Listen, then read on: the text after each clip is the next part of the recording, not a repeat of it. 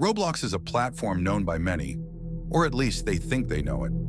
You see, behind the silly games and colorful experiences lies a darker reality, a truth so disturbing that while researching for this video, I found myself unsettled, haunted even, by the horrifying cases I uncovered. Some of them still linger in my mind to this day. Christian Scribbin.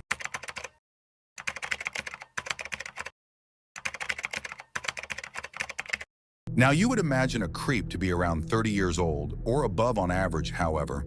For the case of Christian Scribbin, he was only 17 at the time of the arrest. Christian was arrested for directing a sexual performance by a child, utilizing a computer to solicit a child while misrepresenting age, and unlawful use of a two-way communications device. What Christian Scribbin did was deeply disturbing. He would go on Roblox, join various games, and pose as a young player, pretending to be between 10 to 13 years old. Through these games, he connected with real children around the same age. After gaining their trust, he would ask them for their Discord information. Once the conversations moved off platform, things took a darker turn. Christian coerced these kids into doing unthinkable things, actions that cannot be described here due to their graphic and disturbing nature. He didn't just target individuals, but in some cases, allegedly pressured them to involve their own family members in his twisted requests.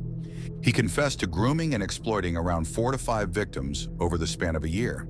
However, it's widely believed that there were more victims, many of whom may still be unknown.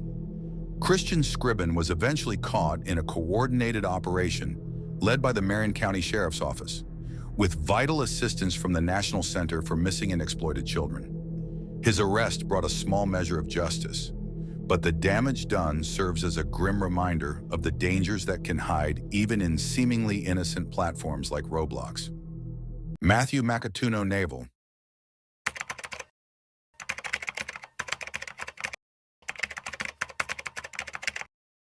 Matthew Macatuno Naval was 27 years old when he came into contact with a 10-year-old girl on Roblox.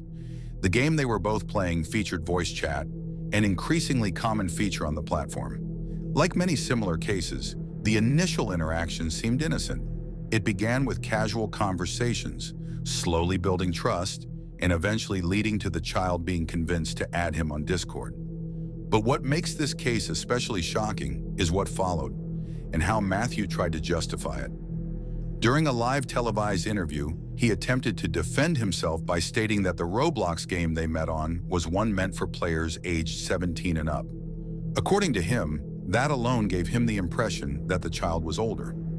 That excuse might have held some weight, if not for the fact that Matthew drove nearly 200 miles to meet the girl in person. When did you discover she was 10 years old? I would say, because, I'm sorry, it like sickens me every time I hear that age. I think when I was questioned. But perhaps the most disturbing detail about this case is that Matthew wasn't just some isolated online predator. He had real-world access to children. In his own words, he worked with kids who had special needs. What's more, it was publicly stated that Matthew himself was on the autism spectrum. Joseph Randall.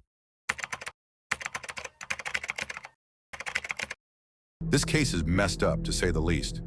Joseph Randall was a 20-year-old man who met up with minors on Discord, and then later on he also transitioned to Roblox as well.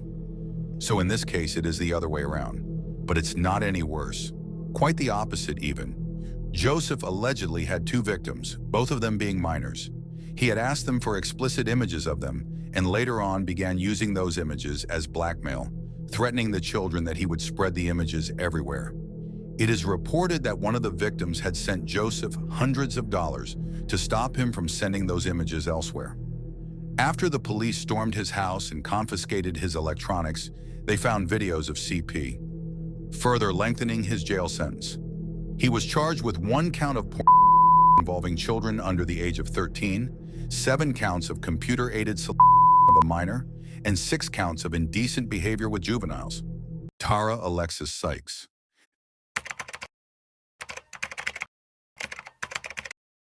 This case is so terrifying that it straight up feels like it was from a horror movie. Tara Alexis Sykes was a 36-year-old woman who had instructed her 10-year-old daughter to murder her little brother. Tara was using Roblox as a way to communicate with the 10-year-old, giving her instructions on how to kill her little brother. The child, out of fear, obliged with the demands of her mother, as she was afraid that she would harm her too. The 2-month-old baby was forcefully dropped on the floor, which ended up fracturing his skull. The boy luckily survived the incident, as the foster father had rushed the kid to the hospital. Tara Alexis Sykes was arrested and charged with attempted murder while engaged in aggravated child abuse. This goes to show that a platform like Roblox can be used in ways so cruel and inhumane that you begin questioning the safety of the platform for your friends, children, and siblings. Before we end this video, let this be a reminder. Always check in on your children, your siblings, anyone you care about. Pay attention to what they're doing online, what games they're playing, who they're talking to, and what platforms they're on. Because sometimes a simple conversation or a moment of awareness might be the very thing that saves their life.